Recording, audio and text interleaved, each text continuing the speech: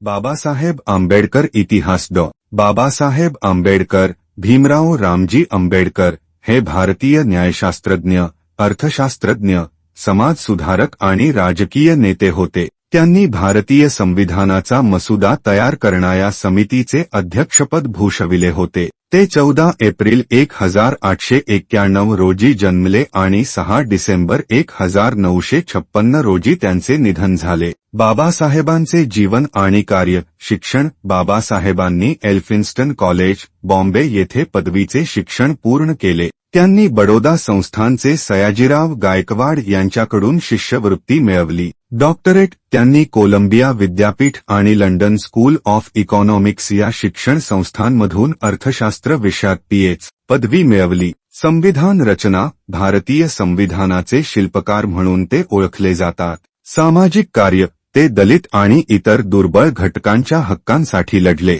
बौद्ध धर्म स्वीकार. त्यांनी 1956 मध्ये बौद्ध धर्म स्वीकारला. बाबासाहेबांचे लेखन. बाबासाहेबांनी अनेक पुस्तके आणि लेख लिहिले. त्यांचे लेखन सामाजिक न्याय, समानता आणि शिक्षणाचे महत्त्व यावर आधारित होते. आंबेडकर जयंती. आंबेडकर जयंती दरवर्षी 14 एप्रिल रोजी साजरी केली जाते.